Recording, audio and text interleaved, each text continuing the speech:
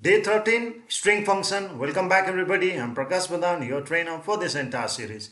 In today's topic, we are going to discuss about some of the most commonly used string function in QBasic. So if you have visited or if you have seen our previous video, we talk about the theoretical portion of using the function. That means we talk about the library function, we talk about the user-defined function, and we precisely differentiate between those two functions as well. Now, from this session, we're going to start the demo or using the practical code of your string library function in QBasic. As you can see on the screen, there are so many string functions, and I do believe that it will not be appropriate for you all if I show you all the program in a one series. That means in a one video. So that's why I have simply decided to divide this section or this series of this topic string function into 3 different videos. So we are going to first talk from the left hand side. It would be quite easy for you all. Now we're going to start from the left hand side, string function list. That means the len, LCS dollar, UCS dollar, left dollar, right dollar, and mid dollar. So in this session, we are going to see the practical demo of all of the string function, and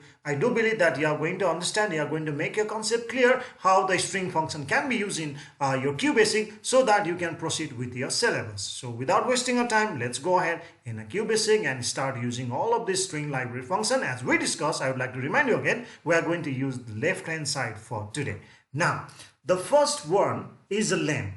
Okay, now if you remember in a theoretical portion, so far I remember we have we had a kind of brief discussion about all of this, but still I would like to remind you the meaning of this len. So one by one I'm going to tell you the meaning as well as the function. Now the function of our len statement is over here, the len function, I will say that the main function of len is to count the length of string. That means it's going to count the total number of characters that you have supplied in a string. So for example, if I write over here, let's say $a is equals to BAIBHAV. Okay, it's a one name. Okay, $a is a Bible. Now if you would like to count the total number of characters that you have over here, in that case, we are going to use simple one string function, that's a len. And don't forget, of course, the len falls in a string library function, but it is going to return over here the total number of characters that you do have over here associated with your string variable. That's $a. So if I write over here, C is equals to len of $a. Now you see, the len statement is used to, or the len function is used to count the length of the character that's been associated with the variable in a parameter. That means $a. So the meaning of $a is Bible, BAIBHAV.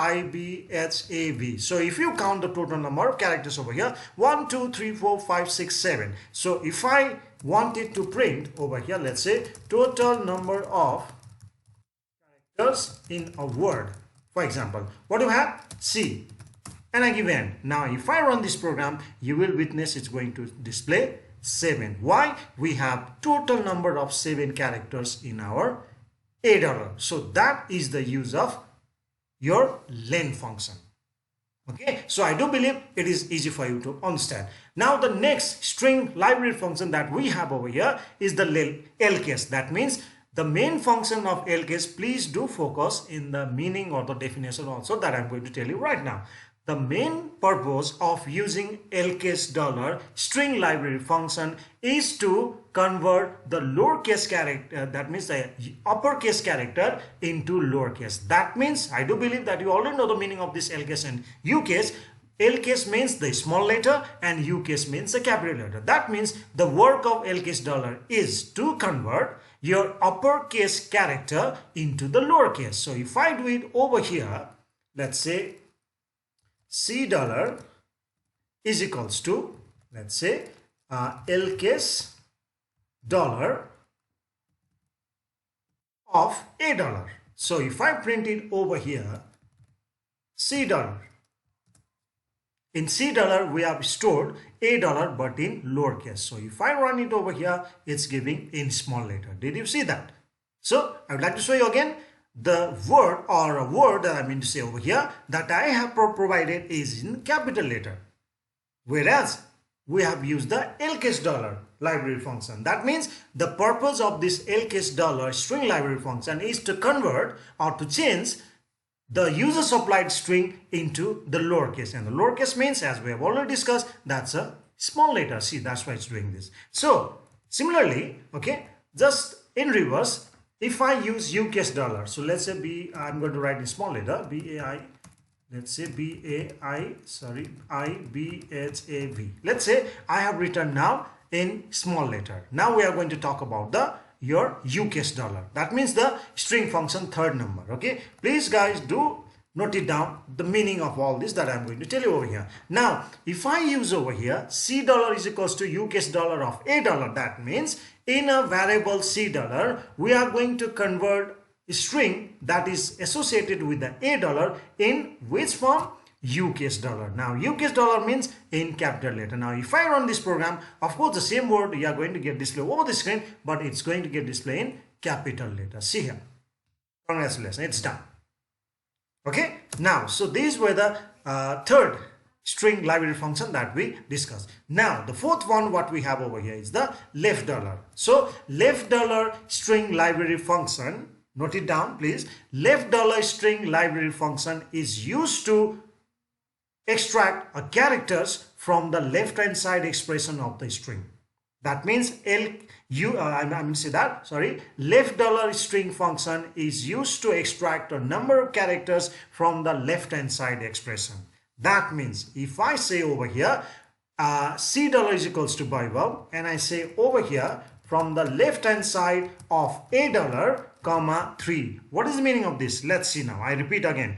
Left dollar string function is used to extract a number of characters from the left hand side of the string. So what it is going to do now? In C dollar, we are going to extract our characters from the left hand side of Vaibhav. A dollar means of Vaibhav. So how many characters I'm going to extract? 3 characters. So if I see the position of this word from your side or even in my side, the position, I guess so far it's the same thing. So it's trying to say that extract a number of characters from a word A dollar. What is A dollar? Vaibhav. So from the Vaibhav, how many characters you intend to extract over here? 3 characters. So what would be those characters? BAI. So if I print it over here, BAI, that means if I print a C dollar, okay, as a sample of this left dollar, you will witness that it's taking only 3 characters.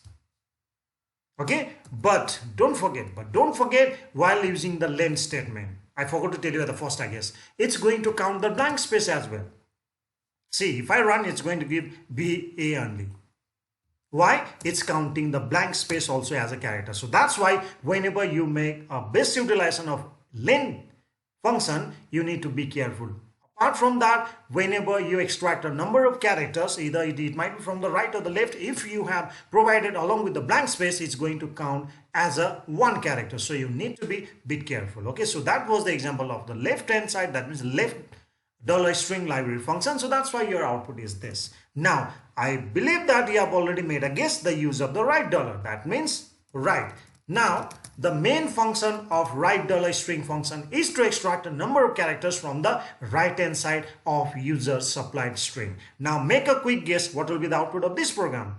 I believe you're right. It's AV. Why? Well, what we have said over here, in C dollar, extract a character from the right hand side of A dollar. But how many characters would you like to extract? 3 characters. So if I see the 3 characters, it's going to be V. Okay, first is V, then A and H. That means HAV is going to be printed. I mean, say that. See, HAV. Why? Because I use the right hand side dollar. Now, what about you'd like to extract a character from in between? There is a common misunderstanding. I must tell you that. Mid dollar string library function is not meant to extract a number of characters from the center. Why?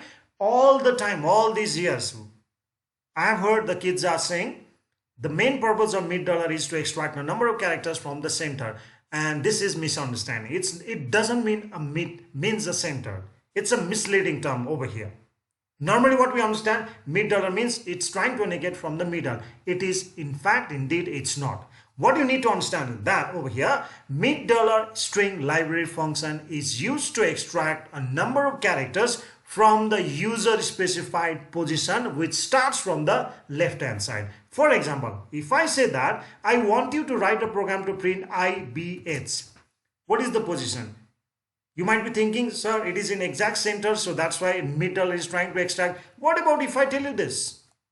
H and A. Do you think the position of H and A is exactly in the center as the word mid dollar is trying to mislead you? Obviously it's not. What about having in a right hand side? Do you think the position of HA is in right hand side? Obviously answer is no. Why? What about a V? V is left out now. Then how about saying that the position of HA is in the left hand side? Obviously that is also not true. Why? If it is on the left hand side, what about the BAIB? So that's why now it brings the meaning of this mid dollar. That means mid dollar string library function is used to extract a number of characters from the user specified position. And over here we are going to have the three parameters. Number one is a string, second one is the starting point, and third one is the total number of characters that you are interested to extract. Now let's do it this way. I would like to write a program using a mid dollar to extract HA only. And don't forget the default counting position of mid dollar always means always. Default setting is that. So mid dollar always starts counting from the left hand side. So if I need to extract H and A, that means I'm going to use mid dollar. Okay, mid dollar. Now let me tell you the syntax meaning over here. In C dollar, I'm going to extract characters from user specified position. Mid dollar means user specified position. Okay, of a dollar, of Vaibhav. Then from which number of characters would you like to start counting from the left hand side? So let's make a counting now. From the left hand side, what is the position of that HA? 1, 2, 3, 4, 5. That means your H is located at the 5th position. So I'm going to write 5 over here. Now the counting will start from here. From here, how many characters? H and A. So total how many? 2. You can say 5, 7, 8, 9. Not like that. I would like to repeat again. From the user specified position means left hand side. From the left hand side of a dollar, start counting from the 5th character. Where is the 5th character from the left hand side? 1, 2, 3, 4, 5. So from here, that means now this 5 or the 5th character will be treated as a 1. From here only I am going to extract the counting. So from here I would like to extract also A, that means 2. H is 1, A is 2. So that's why if I run this program, it's going to give the output as a HA. Congratulations, it's done.